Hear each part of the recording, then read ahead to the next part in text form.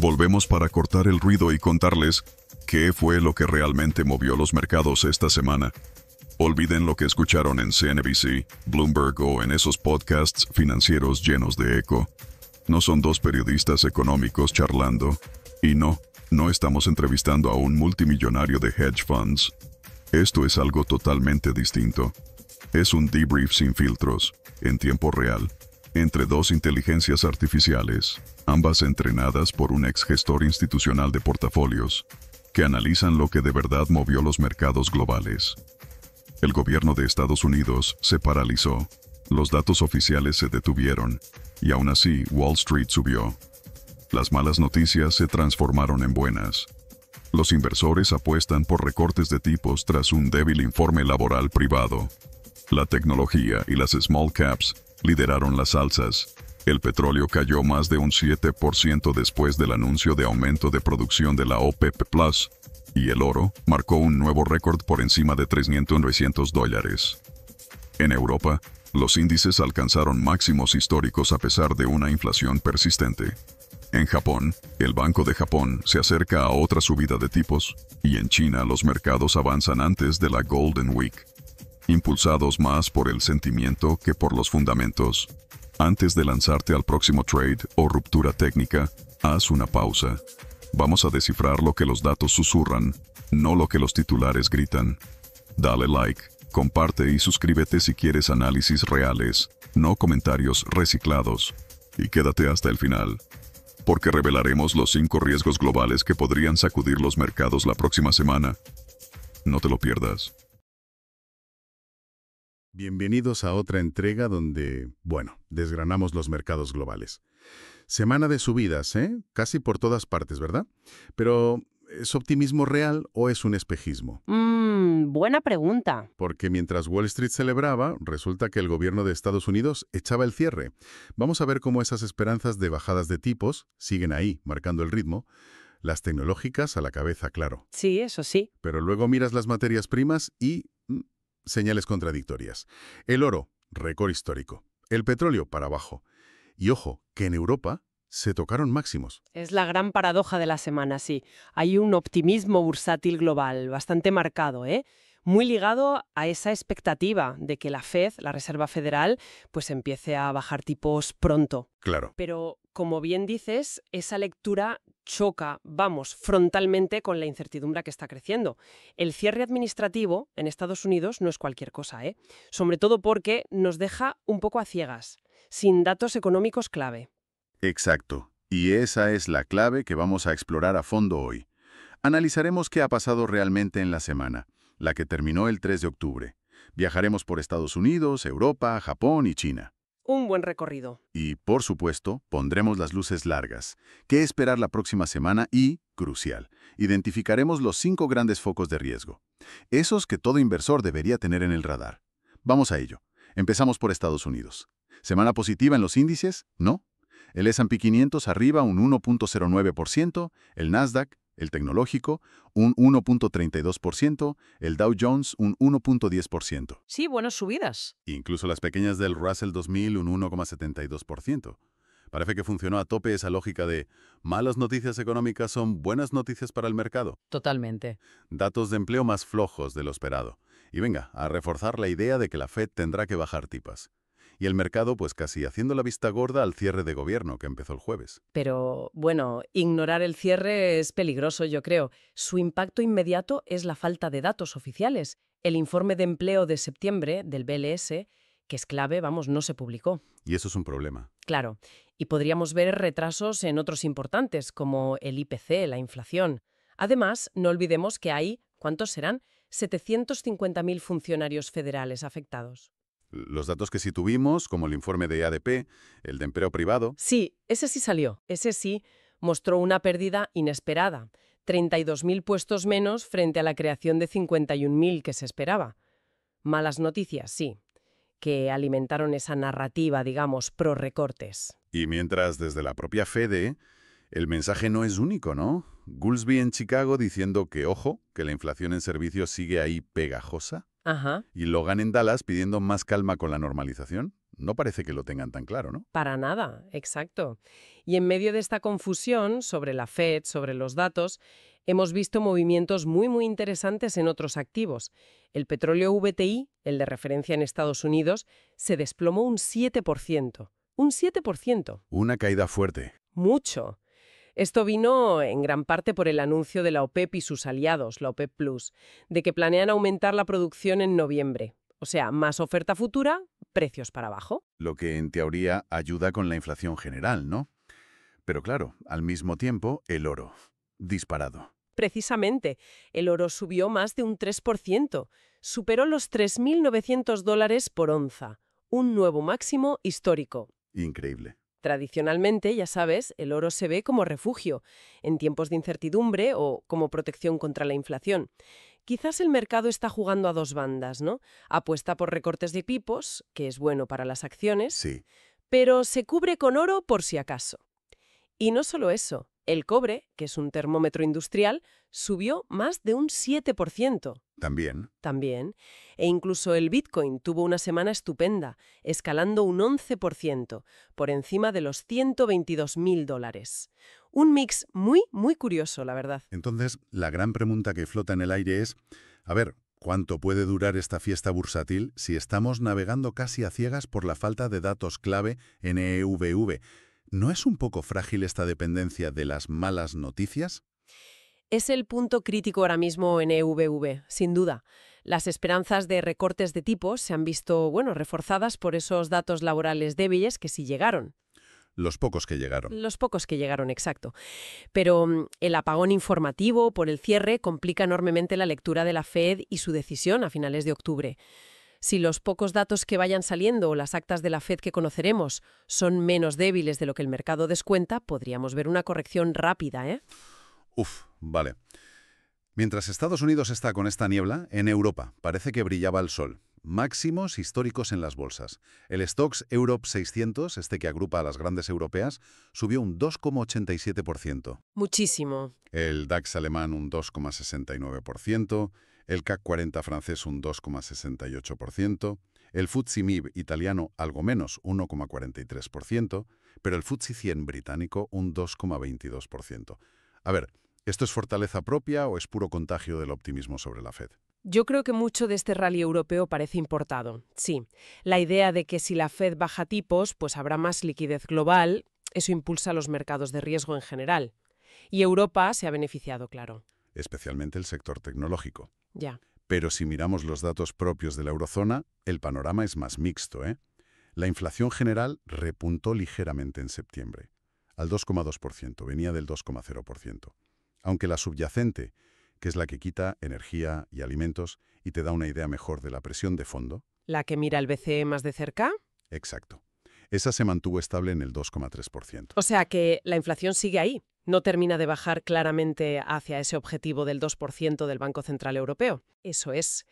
Y aunque Christine Lagarde, la presidenta del BCE, dijo que los riesgos inflacionistas estaban bastante contenidos y que el BCE está bien posicionado con los tipos al 2%, la realidad es que la inflación persiste. Además, la tasa de paro en la eurozona subió una décima, al 6,3%. Y aunque la confianza del consumidor mejoró un poquito, siguen niveles muy bajos, menos 14,9%. Y en el Reino Unido vimos menos aprobaciones hipotecarias, aunque un ligero repunte en precios de vivienda, según Nationwide. Datos mixtos, como ves. Entonces, volvemos a la pregunta. ¿Tienen sentido estos máximos históricos en Europa con una inflación que sigue ahí persistente y un mercado laboral que empieza a dar alguna señal de debilidad? ¿No hay aquí un desacople un poco peligroso con la realidad económica de fondo? Hay un claro elemento de dependencia del sentimiento global y en particular de las expectativas sobre la Fed. Yo creo que Europa está celebrando la posibilidad de dinero más barato desde Estados Unidos, quizás más que su propia fortaleza económica interna, que como vemos pues tiene sus claroscuros. Claro. Si el sentimiento en Estados Unidos cambia bruscamente, Europa podría ser especialmente vulnerable, creo yo. Entendido. Pongamos el foco ahora en Asia. Empecemos por Japón. Allí la semana fue más bien mixta, ¿no? El Nikkei 225 subió casi un 1%, pero el Topix, que es más amplio, cayó un 1,8%. Vimos interés en tecnológicas, sobre todo las de IA, pero un tono general como más apagado. ¿Qué está pasando ahí? En Japón, toda la atención está puesta en el Banco de Japón, el BOJ, y la posibilidad de que por fin suban los tipos de interés. Ya era hora. Bueno, según se mire. Según se mire, claro. El gobernador Ueda lo dejó bastante claro. Subirán tipos si la economía y los precios evolucionan según lo previsto. Y el mercado, pues parece que se lo está tomando en serio. El rendimiento del JGB, el bono japonés a 10 años, que es la referencia clave, subió hasta el 1,67%. ¡Ostras! Esto indica que los inversores esperan una subida antes de fin de año. Ya. ¿Y eso es bueno o malo para las acciones japonesas? Porque normalmente las subidas de tipos a la bolsa no le suelen gustar mucho. Es un arma de doble filo, claro. Por un lado, normalizar la política monetaria después de décadas de tipos ultrabajos, puede interpretarse como una señal de confianza en la economía japonesa. Podría ser. Pero, por otro lado, encarece el crédito y puede presionar las valoraciones de las empresas. Además, una política monetaria más restrictiva tiende a fortalecer al yen, como ya vimos esta semana, que se apreció hasta 147,3 por dólar. Ah, claro. Y eso perjudica a los exportadores, que pesan mucho en la bolsa japonesa. Así que Japón está navegando esa transición delicada hacia tipos más altos en medio de toda esta incertidumbre global. Tiene tela. Tiene tela, sí. Cerramos el recorrido regional en China. Allí sí vimos ganancias. Shanghai Composite plus 0,75%, el CSI 300, el de las grandes, plus 0,72%, y destaca el Hang Seng de Hong Kong, casi un 4% arriba, un 3,88%. Sí, muy bien, Hong Kong. Todo esto en una semana más corta, ¿no? Por el inicio de la Golden Week, sus grandes vacaciones. Sí, la Golden Week es fundamentada ahora mismo para China. Son 8 días festivos y la esperanza es que impulsen el consumo interno. Viajes, compras, restaurantes. Se necesita ese impulso, porque otros datos recientes no son tan positivos. Ah, sí. Los PMI, los índices estos de gestores de compras que miden la actividad, mostraron que el sector manufacturero, aunque mejoró un poquito, a 49,8, sigue en contracción. Por debajo de 50 es contracción. Vale. Y el PMI no manufacturero, el de servicios, cayó justo a 50,0. O sea, un estancamiento. Justo en la línea. O sea que toda la presión recae en que los ciudadanos chinos gasten durante estas vacaciones para compensar un poco la debilidad industrial. Ventas y viajes de esta Golden Week será un termómetro clave para medir la confianza de los hogares y para ver si la economía china puede realmente reequilibrarse hacia el consumo, que es lo que busca el gobierno. Entiendo. Si los datos decepcionan, podría pesar sobre todo lo relacionado con China, desde materias primas hasta las bolsas asiáticas y, ojo, los exportadores europeos también. El momento económico chino sigue siendo frágil, a pesar del optimismo festivo. Bien, pues dejamos atrás la semana pasada y ponemos ya las luces largas hacia la que empieza mañana, del 6 al 10 de octubre. ¿Qué tenemos en la agenda? Y ojo, que marcamos con asterisco lo que podría haberse afectado por el cierre NEUVU, ¿verdad? Eso es, importante tenerlo en cuenta. En Estados Unidos. El martes, balanza comercial y crédito al consumidor. El miércoles, las actas de la reunión de septiembre de la Fed. Esas son clave. Clave. El jueves, inventarios mayoristas y las peticiones semanales de desempleo. Y el viernes, presupuesto federal y la lectura preliminar de la confianza del consumidor de la Universidad de Michigan. Otro dato importante si sale. Sí sale. Fuera de EEU, la agenda también viene cargadita. El lunes, PMI de construcción en Reino Unido y ventas minoristas en la eurozona. Ujú. El martes, gasto de los hogares en Japón, pedidos de fábrica en Alemania, el índice Halifax de precios de vivienda en UK y un discurso de Lagarde del BCE. Otro. Habrá que escucharla. Habrá que escucharla. El miércoles, cuenta corriente japonesa y producción industrial alemana. Jueves, balanza comercial alemana. Y cerramos el viernes con la producción industrial en Italia. Bastante completo. Un calendario intenso, desde luego. ¿Dónde ponemos el foco principal? ¿Qué es lo más importante? Sin duda, yo diría que las actas de la Fed del miércoles van a ser el plato fuerte. El mercado buscará cualquier pista sobre si la preocupación por la inflación sigue pesando más que la debilidad económica incipiente. Sobre todo, claro, con este apagón de datos. Claro, es la única pista casi. Exacto.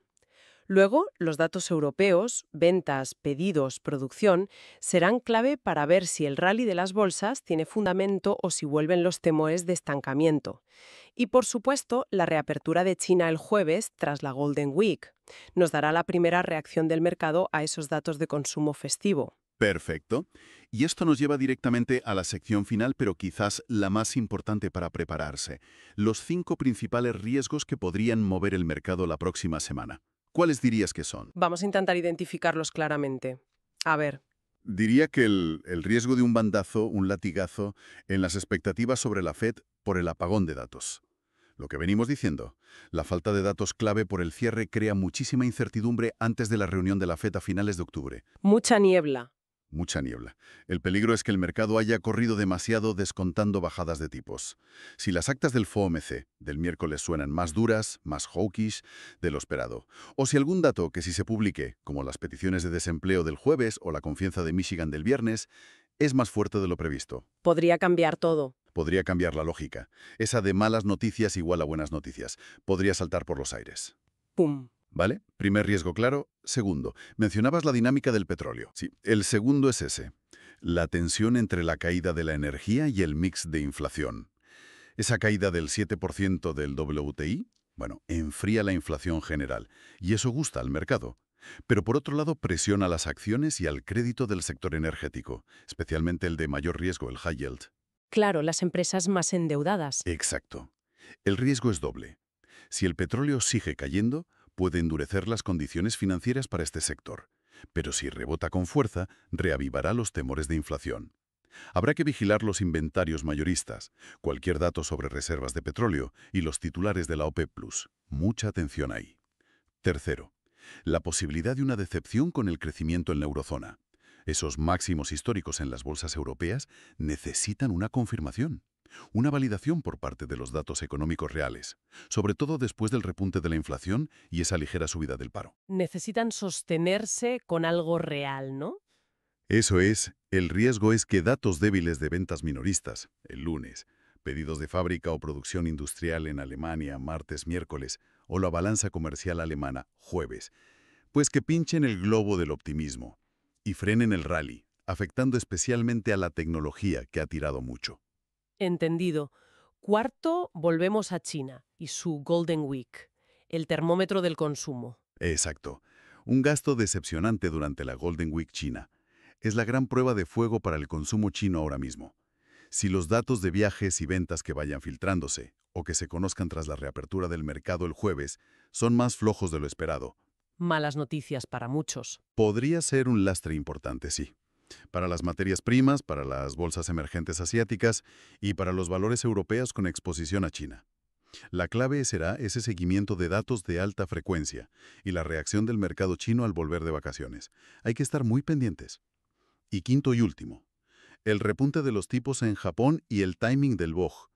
El aumento del rendimiento de los bonos japoneses, los JGB, y la fortaleza del yen ya están endureciendo las condiciones financieras, y esto antes de esa probable subida de tipos del Banco de Japón antes de fin de año. La normalización que comentabas. Esa misma.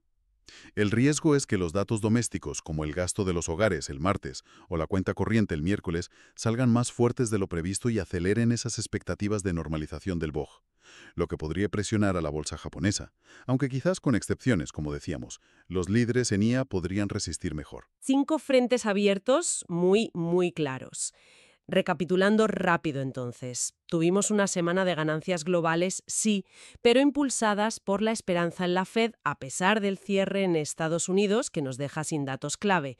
Europa tocó máximos históricos, pero, bueno, con dudas sobre su economía real. Sí, con matices. Japón se prepara para subidas de tipos, un cambio histórico, y China cruza los dedos para que el consumo de la Golden Week dé un respiro. La volatilidad subió un poquito, pero el apetito por el riesgo sigue ahí, con esa dinámica de malas noticias son buenas noticias todavía, muy presente. Así es, y esto nos deja con una reflexión final interesante, creo. Los mercados están descontando activamente bajadas de tipos de la Fed, basándose en datos económicos débiles o, peor aún, en la ausencia de datos por el cierre administrativo. Están, como decías, navegando con niebla. Totalmente. La pregunta es, ¿cuál es el verdadero riesgo de operar casi a ciegas? Y más allá de los 5 riesgos que hemos identificado, que son los más obvios quizás, ¿qué cisne negro, qué señal inesperada, que ahora mismo no está en el radar de nadie, podría provocar un giro radical, un cambio brusco en el sentimiento inversor la próxima semana? Una pregunta inquietante, pero muy necesaria para encarar la semana. Con esta reflexión cerramos nuestro análisis de hoy. Esperamos que estas claves y este enfoque directo sirvan para navegar mejor los mercados globales. Esperemos que sí. Gracias por acompañarnos y hasta la próxima. Bien. ¿Sigues aquí? Entonces eres de los que realmente quieren entender los mercados. Si esto te hizo pensar diferente, dale like, comparte y suscríbete. Los mercados más inteligentes necesitan mentes más despiertas. Crezcamos juntos. Nuevos episodios con IA cada semana. Imagina este nivel de análisis, impulsado por IA, pero adaptado a tu negocio, ya sea que gestiones inversiones, sigas la política económica o lideres un equipo ágil. Creamos podcasts a medida para tomadores de decisiones como tú. Contáctanos, construyamos el tuyo.